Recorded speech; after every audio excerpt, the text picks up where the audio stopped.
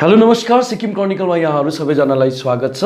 आज हामी health टकमा neuro surgery बारे कुराकानी गर्न लागिरहेका छौँ। Health talk IMA Indian medical association Sikkim branch अनि सिक्किम क्रनिकलको जोइन्ट इनिसिएटिभ हो हाम्रा सिटिजन्सहरूलाई हेल्थप्रति अवेर गराउने। र आज हाम्रो स्टुडियोमा हुनुहुन्छ consultant neuro surgeon from Sikkim Manipal hospital र उहाँ हुनुहुन्छ डाक्टर प्रणव राई। उहाँसँग कुराकानी गर्नेछौँ। Doctor Pranav, thank you so much है समय निकालिदिनु भएकोमा। यो न्युरो सर्जरी भन्ने चाहिँ एकदमै नयाँ टपिक छ सिक्किमे समाजको लागि पनि भनौँ है। सर्वप्रथम त हामी बुझ्न चाहन्छौँ न्युरो सर्जनको काम चाहिँ के हुन्छ? न्युरो सर्जन को काम तपाईँले अब सिम्पल तरिकाले त म पुरै बताउन सक्दिनँ, इट्स भेरी कम्प्लेक्स। तर अब जतिवटा ब्रेनसित रिलेटेड जुन चाहिँ बिमारीहरू हुन्छ या कुनै इभेन्टहरू हुन्छ र स्पाइन र स्पाइनल कर्ड जहाँसम्म रिलेटेड हुन्छ त्यसको इलनेसहरू या कुनै त्यसमा चोट या बिमारी केही लागेको छ भने चाहिँ त्योसित रिलेटेड जतिवटा एलिमेन्ट्सलाई सर्जिकली यदि त्यसलाई ट्रिट गर्नु सक्छ भने चाहिँ त्यहाँ चाहिँ हाम्रो युजुअली आउँछ, न्युरोसर्जन्सको रोल आउँछ। हजुर, अलिकति हामी जान्न चाहन्छौँ पर्सनली तपाईँले एमबिबिएस कहाँबाट गर्नुभयो, एमएस कहाँबाट, अनि यो न्युरो सर्जरीको कोर्स? मैले एमबिबिएस र एमएस जेनरल सर्जरी चाहिँ सफदरजंग हस्पिटल न्यू दिल्लीबाट गरेको। अन्त एमसिएच न्युरो सर्जरी चाहिँ मैले तल कर्नाटकमा कस्तुरबा मेडिकल कलेज माहे जुन चाहिँ भनिन्छ त्यहाँबाट कम्प्लिट गरेँ। 2019 मा कम्प्लिट गरेर चाहिँ म लास्ट इयर 2019 मा चाहिँ यहाँ सिक्किम मणिपालमा जोइन गरेर अहिलेसम्म त्यही काम गर्दै थिएँ। सो हाम्रो स्टेटमा बेसिकली प्र्याक्टिसिङ न्युरो सर्जन्सहरू चाहिँ कतिजना हुनुहुन्छ? स्टेटमा अब अहिले प्र्याक्टिसिङ न्युरो सर्जन्स त म छु र मेरो एकजना कलिग हुनुहुन्छ डाक्टर सिमरनजित सिंह, उहाँ चाहिँ गुवाहाटीबाट हुनुहुन्छ। हामी दुईजना छौँ तल सिआरएचमा। अदरवाइज हामी बाहेक त अरू कुनै हस्पिटलमा कोही न्युरो सर्जन हुनुहुन्न, सिक्किमभित्र चाहिँ हुनुहुन्न? एब्सोल्युटली। ओके, अलिकति हामी जान्न चाहन्छौँ है यो न्युरोसँग रिलेटेड चाहिँ कस्तो कस्तो बिमारी हुनुहुन्छ जुन आम मानिसले बुझ्न सक्छ? हजुर, न्युरो सर्जरी अब नामै न्युरो यदि तपाईँले लिनुभयो भने इङ्ग्लिसमा अब द्याट त्यो नर्भस सिस्टमसित रिलेटेड छ है। सो जहाँ पनि तपाईँले नर्भस सिस्टम भेट्नुहुन्छ त्यहाँ न्युरो सर्जिकल इस्युज छ भने चाहिँ न्युरो सर्जरीमा आउँछ। जस्तो कि अब ब्रेन भइगयो पहिला त है, द्याट्स द मेन सेन्टर। अब त्यो सेन्ट्रल नर्भस सिस्टमको मेन सेन्टर नै ब्रेन भइगयो। So one brain, second spinal cord, ब्रेनले जति बडीलाई जुन चाहिँ सिग्नल्सहरू दिन्छ त्यो त स्पाइनल कर्डको थ्रुबाटै जान्छ। मतलब नेपालीमा चाहिँ मेरुदण्ड? हजुर, मेरुदण्ड भन्छ। हजुर। अनि त्यहाँबाट त्यहाँदेखि स्पाइनल कर्डबाट चाहिँ जतिवटा ब्रान्चेसहरू पेरिफेरल नर्भस सिस्टमको जतिवटा ब्रान्चेसहरू निस्किन्छ, सो पेरिफेरल नर्भस सिस्टम पनि न्युरोकै अन्डरमा हुन्छ। सो यो सब एरियाजमा यदि कुनै बिमारी भयो या चोट लागेको छ या केही प्रब्लम त्यसो उठेर प्रब्लम निस्केको छ, पेसेन्टलाई सिम्टम्सहरू आउँदैछ जसलाई चाहिँ अब सर्जरी गरेर त्यसलाई ट्रिटमेन्ट गर्नु सकिन्छ भने चाहिँ यस न्युरो सर्जरी, त्यसमा न्युरो सर्जरीको रोल हुन्छ। अनि न्युरो सर्जरीसँग रिलेटेड चाहिँ कुन कुन बिमारीहरू हो? अब भन्नु नै पऱ्यो भने त अब यो जुन चाहिँ तपाईँको सेसन चाहिँ विल बी टु सर्ट है। तर अब ब्रड टर्ममा यदि हामीले डिस्कस गर्नु पऱ्यो भने चाहिँ अब सानोदेखि स्टार्ट गरौँ है, एज जहाँसम्म रिलेटेड छ। अब नानीहरूमा स्पेसली जब आउँछ न्यू बोर्न्सहरूमा प्रब्लम जस्तो हाइड्रोकेफलस भन्ने प्रब्लम आउँछ, जहाँनिर चाहिँ ब्रेनको पानीमा जुन चाहिँ पानीको फ्लो नर्मली जुन चाहिँ हुनुपर्ने हो त्यसमा एब्नर्मलिटी आयो, त्यसमा ब्लकेज आयो। त्यसको कारण धेरै हुनसक्छ, हेर्नुहोस् ट्युमर पनि आउनसक्छ, इन्फेक्सन आउनसक्छ, या कुनै कन्जेनाइटल ब्रेनको फर्मेसनमै यदि केही डिफेक्ट छ जसले गर्दा ब्रेनको जुन चाहिँ त्यो नर्मल जुन चाहिँ सेरेब्रो स्पाइनल फ्लुइड सिएसएफ भन्छ त्यो एकदम पानी जस्तै हुन्छ, त्यसको फ्लोमा यदि प्रब्लम छ भने चाहिँ त्यसमा ब्लकेज आउनसक्छ, त्यसलाई हाइड्रोकेफलस भन्छ। सो त्यो एउटा प्रब्लम भयो है। कन्जेनाइटल डिसअर्डर्स पनि हुन्छ। त्यहाँदेखि ब्रेन ट्युमर्स डेफिनेटली मैले भनिहालेँ, मासु पलाउनु। हजुर, मासु पलाउनु या आजकल त सबैले बुझ्नुभन्दा ट्युमर भनेपछि त ट्युमरै भइहाल्यो या क्यान्सरै भनिहाल्यौँ है। सो नानीहरूमा चाहिँ एकदमै कमन हुन्छ। हेर्नुहोस्, ब्रेन ट्युमर यदि हेर्नुभयो भने चाहिँ एडल्ट्समा हेरेर चाहिँ नानीहरूमा ज्यादा पाइन्छ। So specially brain cancer. So यो ब्रेन क्यान्सरको ट्रिटमेन्टहरू पनि अब न्युरो सर्जनले नै गर्नु पऱ्यो। एडल्ट्समा अब यस अब स्ट्रोक ज्यादा कमन छ है। एल्डरली एज ग्रुपमा तपाईँले हेर्नुभयो भने स्ट्रोक पनि धेरै प्रकारको हुन्छ। ब्रेन स्ट्रोक अनि यसको कारण चाहिँ किन हो? ब्रेन स्ट्रोकको कारण चाहिँ के हो? त्यही म धेरै प्रकारको हुन्छ, त्यो टाइप अनुसारको त्यसको रिजन पनि हुन्छ। एउटा हुन्छ सबभन्दा कमन जुन चाहिँ हुन्छ त्यो इस्केमिक स्ट्रोक भन्छ। मतलब ब्रेनमा ब्लड सप्लाई नपुगेर चाहिँ ब्रेनको सेल्सहरू ब्रेन टिस्युलाई जब ड्यामेज हुन्छ त्यसलाई इस्केमिक स्ट्रोक भन्छ है। सो यो भइगयो एउटा टाइप। सेकेन्ड टाइप जुन चाहिँ हुन्छ हेमोरेजिक स्ट्रोक। ब्रेनमा कुनै सानो मसिनो नसा फुटेर या बिपी हाई भएर त्यसरी ब्लिडिङ भएर स्ट्रोक भएको हुनसक्छ, त्यसलाई हेमोरेजिक स्ट्रोक भनिन्छ। र एउटा भन्छ TIA ट्रान्जिएन्ट इस्केमिक एट्याक भन्छ। त्यो पनि अब एक प्रकारको इस्केमिक स्ट्रोक नै हो, but it's a very milder form of stroke. So त्यसमा पनि अब मेडिकेसनले ट्रिटमेन्ट हुन्छ ज़्यादातर। बट जब त्यो मेजर स्ट्रोक भएर जान्छ र ब्रेनमा स्वेलिङ एकदम भएर जान्छ या ब्लिडिङ हेमरेज एकदम म्यासिभ हेमरेज यदि भएर गएको छ, ब्रेनमा प्रेसर एकदम बढेको छ भने चाहिँ यस neurosurgery does have a role. But otherwise stroke definitely मेडिकेसन्सले नै ट्रिटमेन्ट हुन्छ स्ट्रोकको चाहिँ ज़्यादातर। त्यो भएको। अन्त अडल्ट्समा अझै एउटा मेजर जुन चाहिँ जहाँनिर न्युरोसर्जरीको रोल हुन्छ त्यो चाहिँ ट्रमा हो। सिक्किम स्पेसली किनभने हिली एरिया हो, हिली टेरेन छ, ट्रमा एकदमै कमन छ हेर्नुहोस् है। हाम्रोमा मेजोरिटी अफ द केसेस कस्तो आउँछन् भने अब रोड ट्राफिक एक्सिडेन्ट त आउँछै हुन्छ। सेकेन्डली यस्तो रुखबाट लडेको, छानाबाट लडेको या डाँडाबाट मुनि चिप्लेर लडेको त्यस्तो केसेसहरू थुप्रो आउँछन्। अन्त टाउको ठोकेर भित्र हेमरेज पनि भएको हुनसक्छ या ब्रेनको टिस्यु घुमेर त्यसको फङ्सन खराब भएर त्यसलाई डिफ्युज एक्सनल इन्जरी भन्छ, त्यस्तो पेसेन्ट्सहरू पनि थुप्रै आउँछन्। सो त्यसको ट्रिटमेन्ट पनि अब न्युरोसर्जरीले नै गर्नु पऱ्यो है। सो त्यसको अब ट्रमाको त हेर्नुहोस् कुनै एज ग्रुप हुँदैन, नानीलाई पनि हुनसक्छ, अडल्टलाई पनि हुनसक्छ, यङ्स्टर्सलाई पनि हुनसक्छ। त्यो ट्रमा त कमनै छ। त्यहाँदेखि अब ब्रेनबाट बाहिर निस्क्यौँ स्पाइन र स्पाइनल कलममा आयौँ है। अब स्पाइनको पनि हेर्नुभयो भने 3-4 भाग हुन्छ है। जहाँसम्म अब न्युरल टिस्युज इन्भल्भ हो त्यो तपाईँको सबभन्दा इम्पोर्टेन्ट एरिया त्यो सर्भाइकल स्पाइन भन्छ। त्यहाँदेखि डोर्सल स्पाइन र लम्बर स्पाइन भन्छ है। कमरको जुन चाहिँ एरियालाई लम्बर स्पाइन भन्छ, ढाडलाई चाहिँ डोर्सल स्पाइन भन्छ। सो यही एरियामा पनि ट्युमर हुनसक्छ, ट्रमा हुनसक्छ, इन्फेक्सन हुनसक्छ। टिबी एउटा इम्पोर्टेन्ट बिमारी हो, त्यो त्यसले ब्रेनलाई पनि असर गर्नुसक्छ है, स्पाइनलाई पनि असर गर्नुसक्छ या स्पाइनल कर्ड या कुनै नर्भस टिस्युमा पनि टिबीले असर गर्नुसक्छ। सो त्यो सब एरियाजमा न्युरोसर्जरीको रोल आउँछ। सो न्युरोलोजिकल डिसअर्डर भएको मानिसहरूको रिकभरी पर्सेन्टेज कतिको राम्रो हुन्छ?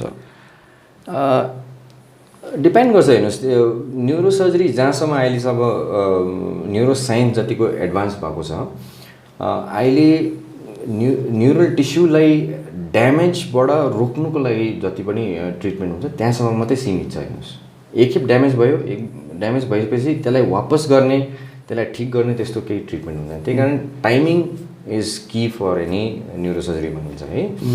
सो त्यो ड्यामेज हुनुभन्दा अगाडि सर्जरी यदि टाइममा भयो भने त मान्छेको रिकभरी पनि राम्रो हुन्छ, ड्यामेजलाई फर्दर ड्यामेजबाट पनि रोक्न सकिन्छ र गुड फिजियोथेरापी पनि very important role to play भनिन्छ न्युरोसर्जरीमा। सो टाइममा न्युरोसर्जरी एग्रेसिभ फिजियोथेरापीहरू गर्नु सक्यो भने त रिकभरी कतिजना त ड्रामेटिक रिकभरी पनि भएको देखेको छौँ हामीले।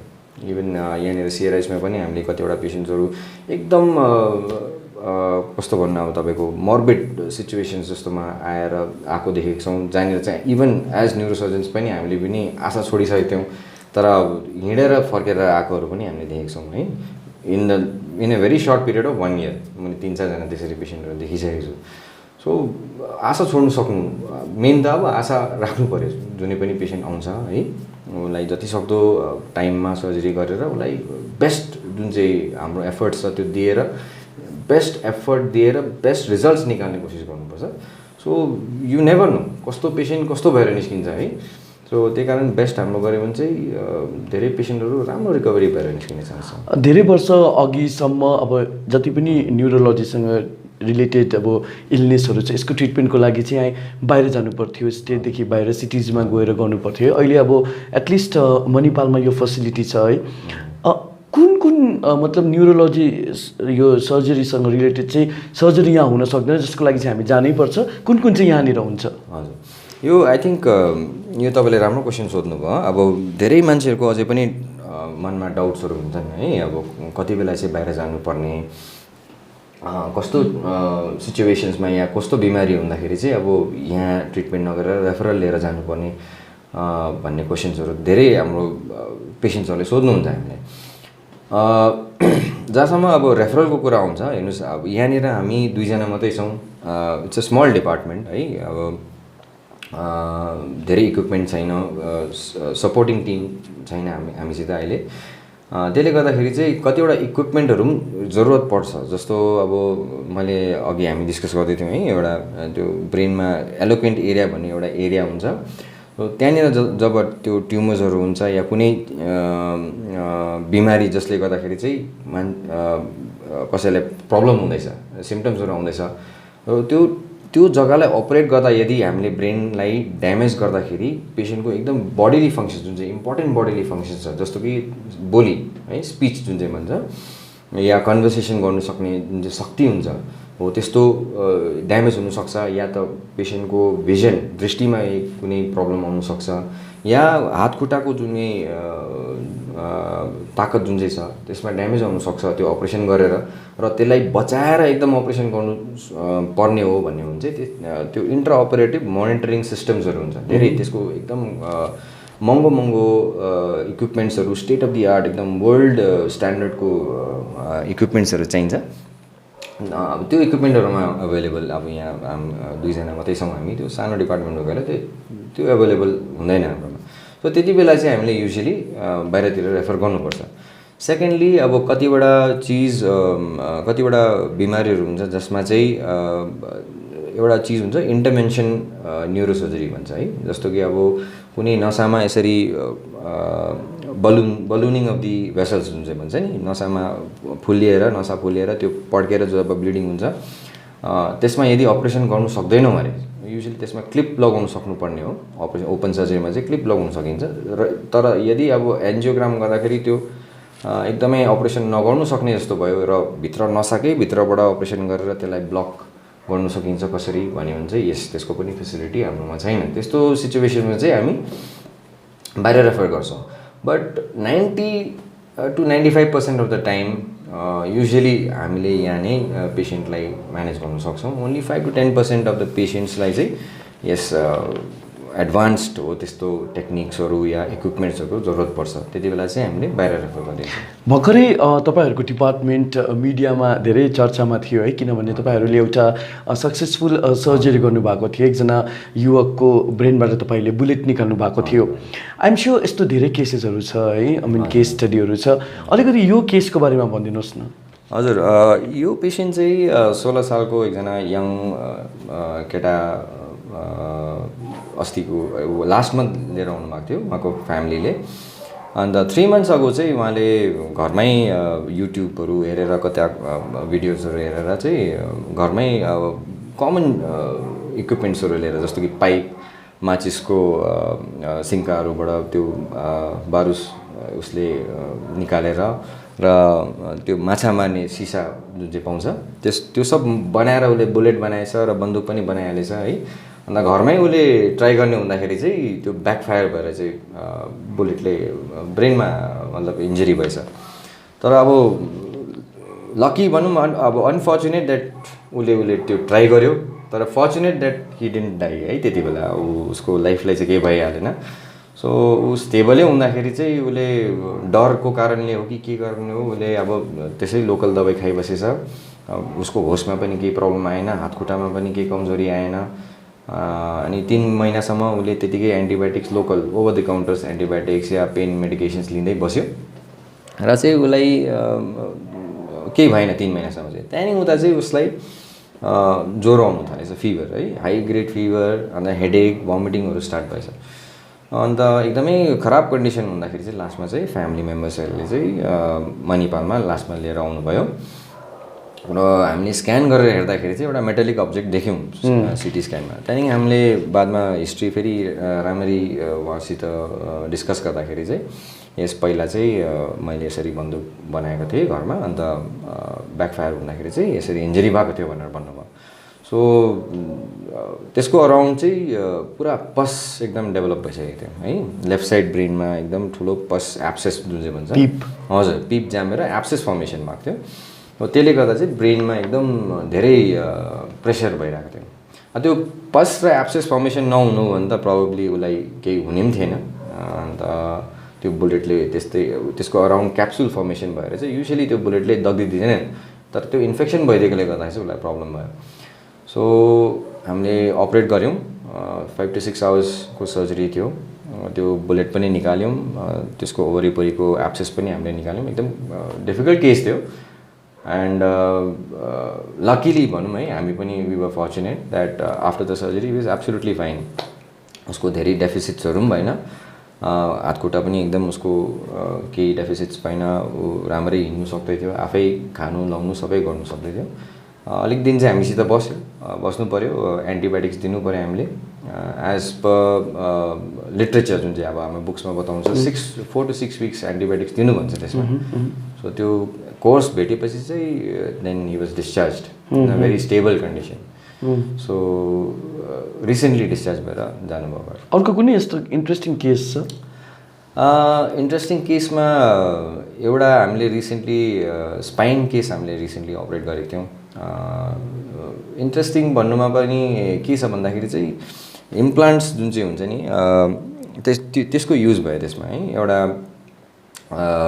Young fellow 24 year old I think जोरथाङको निवासी हुनुहुन्छ ट्याक्सी ड्राइभर है उहाँको चाहिँ एक्सिडेन्ट भएको थियो त्यही I think somewhere around Jorethang नै उहाँको एक्सिडेन्ट भएर आउनुभएको थियो र चाहिँ सर्भाइकल स्पाइनको इन्जुरी भएको थियो उहाँको अन्त एकदमै कम्प्लेक्स थियो हड्डी भाँचिएर अघि पछि सरेको थियो है नेकको एन्ड लकिली बट उसको हातखुट्टाको फङ्सन चाहिँ र पनि ड्यामेज भएको थियो हि ह्याड विकनेसहरू भएको थियो हातखुट्टाको कमजोरी भएको थियो बट प्रिजर्भेबल मतलब अपरेसन गरेर त्यसलाई बचाउन सकिन्थ्यो सो उसको अपरेसन हामीले गऱ्यौँ त्यसमा फर्स्ट हामीले दुईवटा अप्रोच लिनु पऱ्यो अब युजुअली स्पाइन सर्जरीमा एउटा अप्रोच इनफ हुन्छ जस्तो अगाडि या त पछाडिबाट गरिन्छ स्पाइनको है त्यसमा चाहिँ दुईवटा अप्रोच लिनु पऱ्यो हामीले सो म र मेरो कलिग डाक्टर सिमरनजित मिलेर हामीले अपरेसन गऱ्यौँ दुई स्टेजमा हामीले यो अपरेसन कम्प्लिट गऱ्यौँ फर्स्ट स्टेज चाहिँ हामीले पछाडिबाट गऱ्यौँ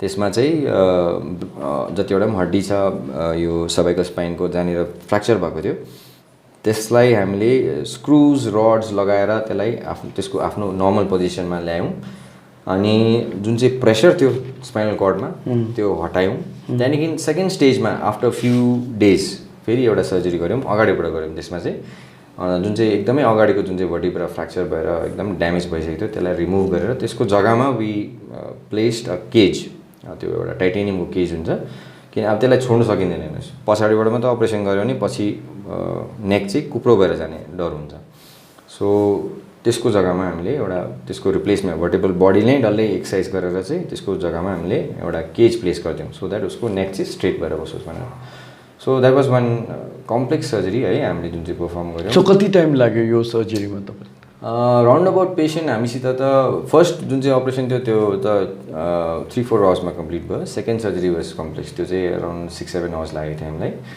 त्यहाँदेखि पेसेन्ट हामीसित त अलमोस्ट 1.5 months हस्पिटलमा बस्नु पऱ्यो एन्ड हामीसित अब त्यो त्यसको बादमा उसको पावर पनि धेरै फर्केर आयो आफै हिँड्नु पनि थाल्नुभयो खानाहरू पनि आफै खानु थाल्नुभयो अन्त डिस्चार्ज पनि भएर जानुभयो स्टेबल कन्डिसनमै अहिले हामीसित क्लोज फलोअपमा बसिरहनुहुन्छ आइबस्नुहुन्छ हामीलाई भेट्नु पनि सो तपाईँहरू अब शरीरको सबभन्दा सेन्सिटिभ अङ्ग भनौँ न ब्रेन स्पाइनल कर्डहरूसँग मतलब रिलेटेड तपाईँहरूले सर्जरी गर्नुहुन्छ नि एउटा डक्टरको लागि त्यो इमोसन कस्तो हुन्छ जब एउटा सर्जरी सक्सेसफुल हुन्छ अनि जुन पेसेन्ट्सको मा एउटा नयाँ life new lease of life आउँछ एउटा डक्टरको लागि कस्तो इमोसन हुन्छ त्यो प्राइसलेस हुन्छ हेर्नुहोस् त्यसलाई कुनै चिजले तपाईँले कम्पेयरै गर्न सकिँदैन हेर्नुहोस् जुन चाहिँ जस्तो अब एउटा रिसेन्टली एउटा पेसेन्ट मैले अपरेट गरेको थिएँ त्यो यङ फेलो ऊ पनि 26 years old होला 26-27 yearsको युवक हुनुहुन्थ्यो वेस्ट सिक्किमबाट आउनुभएको थियो उहाँ चाहिँ एकचोटि त्यो घरमै ग्रिन हाउस बनाउँदाखेरि माथि ग्रिन हाउस बनाउँदै माथिबाट चाहिँ लडेर चाहिँ टाउको फुटाएर आइपुग्नु भएको थियो। उहाँको एकपट्टिको स्कल चाहिँ एकदमै भित्र डिप्रेस भएर भित्र पसेर ब्रेनलाई चाहिँ धेरै नै ड्यामेज गरेको थियो अन्त ब्लिडिङ एकदम भयङ्कर ब्लिडिङ भएर आइपुग्नु भएको थियो। सो त्यो पेसेन्ट अनेस्टली म तपाईँलाई अब पब्लिकलाई पनि म भनिदिइहाल्छु, I was not expecting him to live. म बाँच्नुहुन्न जस्तो लागेको थियो। अपरेसन गरेँ मैले पनि अब लास्ट मोमेन्टमा कोसिस गरिहेरौँ।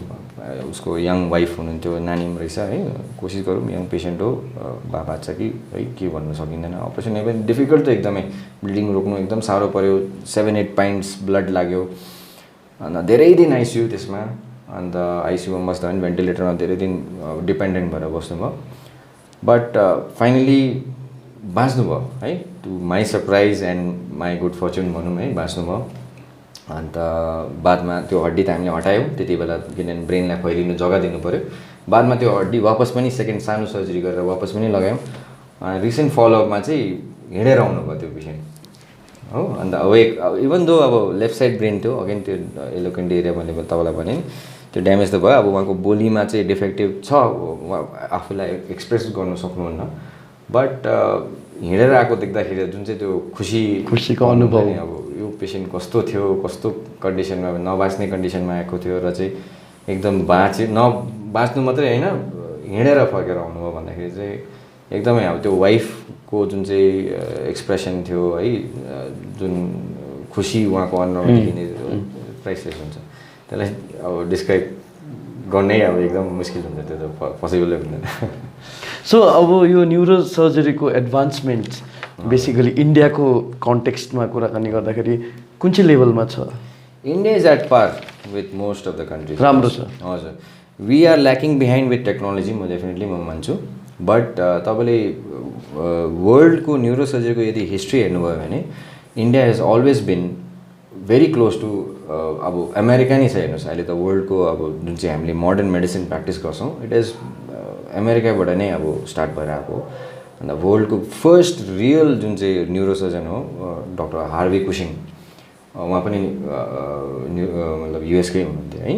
सो बट उहाँको स्टुडेन्ट्सहरू जतिजना पनि हुन्छ, डक्टर वाल्टर पेनफिल्ड भन्नुहुन्छ या वाल्टर ड्यान्डी है, उनीहरू चाहिँ इन्डियामा आएर धेरैवटा इन्स्टिट्युट्सहरूमा आएर आफ्नो नलेज सेयर गर्नुभएकोले गर्दाखेरि चाहिँ India has always been almost at par with these countries. अनि फ्युचर कस्तो हेर्नुहुन्छ न्युरो सर्जरी? Very bright. अब इन्डियामा जति तपाईँको यो मुभमेन्ट डिसअर्डर्समा जुन चाहिँ सर्जरिजहरू हुँदैछ र जतिको रिसर्च हुँदैछ मुभमेन्ट डिसअर्डर्समा भयो, साइको सर्जरीमा भयो, पिडियाट्रिक न्युरो सर्जरी भयो है, या अन्को न्युरो सर्जरीमा lot of research going on है। अन्त त्यसमा स्पेसली साउथ इन्डिया भन्छु एन्ड नर्थमा पनि थुप्रै हस्पिटल छ, एम्स भयो है, पिजिएच चण्डीगढ भयो, धेरै रिसर्च हुँदैछ। एन्ड हाम्रो जतिवटा न्युरोसर्जन्सको पेपर्सहरू जति पनि पब्लिस हुँदैछ, एकजना वर्ल्ड फेमस न्युरोसर्जन हुनुहुन्छ डक्टर गोयल, उहाँले जतिवटा सर्जरिजहरू गर्नुभएको छ यो नेक र जुन चाहिँ ब्रेन तपाईँको स्कल र जुन चाहिँ नेकको जङ्सन हुन्छ त्यसलाई सिभिजे भन्छ, सर्भाइको भर्टिबल जङ्सन, त्यसको कतिवटा सर्जरिजहरू उहाँले इन्भेन्ट गर्नुभएको छ भनौँ न है, इन लेमन टर्म्स इन्भेन्ट गर्नुभएको छ। इट हेज बिन अब त्यसको नामै गोयल्स टेक्निक। सो अब you can consider that as I think good standard of neuro surgery भनौँ है। ओके, मेरो अन्तिम प्रश्न तपाईँलाई, अलमोस्ट 15 इयर्स तपाईँले स्पेन्ड गर्नुभयो भनौँ न होइन, यो एन्टायर तपाईँको एमबिबिएसदेखि लिएर न्युरो सर्जरीसम्म। चाहेको भए म यो प्रश्न सबैलाई सोध्ने गर्दछु स्पेसलिस्टहरूलाई, चाहेको भए तपाईँ सिटीमा बसेर होइन एउटा लग्जरी अझै मोर लाइक स्यालेरी प्याकेजमा तपाईँले काम गर्न सक्नुहुन्थ्यो, तर as a neuro surgeon you decided to come back to Sikkim and serve the people, why? Firstly त अब घर जस्तो कहीँ हुँदैन है, अब सिक्किम त घरै हो। एन्ड अभियसली अब घरमा आएर अब एनिवे थुप्रो डक्टर्सहरू बाहिर जानुहुन्छ, नाम कमाउनुहुन्छ, पैसा पनि कमाउनुहुन्छ है, तर घरकै मान्छे कसैलाई आफ्नो आफन्त कसैलाई साह्रो पर्दा तपाईँले हेल्प गर्नु सक्दा तपाईँको स्किल्स र त्यो जति पनि डेभलप भएको त त्यो के फाइदा जस्तो लाग्छ हेर्नुहोस् है। अब तपाईँको मेरो सपोज छिमेकी कसैलाई ब्रेन स्ट्रोक भयो अरे, म अमेरिकामा छु तर मैले उसलाई हेल्प गर्नु सकिनँ भन्दा त्यो मैले पढेको त धेरै फाइदा भएन नि त है। सो मलाई लाग्छ अब अलिकति त कन्ट्रिब्युसन हुनु पऱ्यो। अब मैले यहाँ पढाइ गरेँ, मैले यहाँबाट ज्ञान लिएँ, स्कुलिङ गरेँ, आफ्नो कम्युनिटीलाई पनि अलिकति केयर दिएको है, सर्भिस गरेको चाहिँ अब एउटा के भन्नु अब एउटा गुड थिङ हो है। अब एउटा त्यो पनि हुन्छ एन्ड प्लस अब घर जस्तो अरू त कहीँ मैले भनिहालेँ, घर जस्तो कहीँ हुँदैन। सो एउटा ह्याप्पिनेस आफ्नो फ्यामिली हुन्छ, सबैजना हुन्छ। So that also plays a major role. हाम्रो त हेर्नुहोस् अब लाइफ एकदमै स्ट्रेसफुल हुन्छ, daily day in day night duty हुन्छ, राति 3 बजी 4 बजी सर्जरीहरू गर्नुपर्छ। So yes, if you have the love and support of your family, त्यो त अलवेज एउटा huge factor to play in your healthy life भनौँ न है। सो त्यो भनेर पनि एउटा so any time soon government हस्पिटलमा पनि हामी न्युरो सर्जन देख्न सक्छौँ। Or are you planning to join STNM or government hospital? कुरा त चल्दैछ हजुर। अब गभर्मेन्टबाट पनि अब रिक्वायरमेन्ट त छ भनेर भन्नुहुँदैछ एन्ड मोस्ट अफ आवर पेसेन्ट्सहरू हेर्नुहोस् है, अब म मणिपालमा त काम गर्दैछु बट हुनु त म सर्भिस त सिक्किमकै मान्छेलाई गर्दैछु अहिले पनि। But most of the patient जति पनि आउँछन् सबै मेजोरिटी अफ देम आर पोर ब्याकग्राउन्डबाट आउनुहुन्छ है। सो मणिपालमा गएर पनि पेमेन्ट गर्नुपर्छ। अन्त अब हुनु त गभर्मेन्टले सिओआई होल्डर्सहरूलाई त धेरै बेनिफिट दिएकै छ बट कतिजनाकोमा अझै पनि सिओआई छैन है। गरिब ब्याकग्राउन्डमा अब अनपढ भएकोले गर्दाखेरि उहाँहरूले त्यो कहिले बुझ्नु नै भएन त्यो सिओआई बनाउनुको भ्याल्यु के हो। र अझै पनि स्पेसली वेस्ट सिक्किमबाट या नर्थ सिक्किमबाट थुप्रो पेसेन्ट्सहरू आउनुहुन्छ अब पहिल्यैदेखिको निवासी, तर अब सिओआई होल्डर छैन र अब गभर्मेन्टबाट बेनिफिट पाउन सक्नुहुन्न। तर अब यही चिज चाहिँ यदि गभर्मेन्ट हस्पिटलमा आउनु हो भने त डेफिनेटली उहाँहरूले बेनिफिट पाउन सक्नुहुन्छ, फ्रीमै इलाज हुन्छ। त्योभन्दा पनि अब सायद अब गभर्मेन्टमा आवश्यकता छ मतलब न्युरो सर्जनको आवश्यकता छ नि। Thank you so much doctor Pranav है, एकदमै तपाईँले सरल भाषामा हामीलाई स्पष्ट रूपमा न्युरो सर्जरीबारे जानकारी दिनुभयो है। धेरै धेरै धन्यवाद तपाईँलाई। र तपाईँले हेरिरहनु भएको थियो an interesting conversation with doctor Pranav Rai. Is consultant neuro surgeon सिआरएचबाट। र तपाईहरूलाई उहाँसँग कन्भर्सेसन कस्तो लाग्यो प्लिज तपाईँहरूले मुनि कमेन्ट बक्समा कमेन्ट गर्नुहोस्। र मैले अघि नै भनिसकेको छु कि हेल्थ टकको उद्देश्य नै विभिन्न रोग सम्बन्धी हाम्रो जति पनि सिटिजन्सहरू छ उहाँहरूलाई जागरुक गराउनु हो। र अर्को एडिसनमा हामी अर्को रोग विषय कुराकानी गर्नेछौँ अर्को स्पेसलिस्टसँग। तबसम्मको लागि हामी सम्पूर्ण सिक्किम क्रोनिकल टिमलाई बिदा दिनुहोस्। नमस्कार।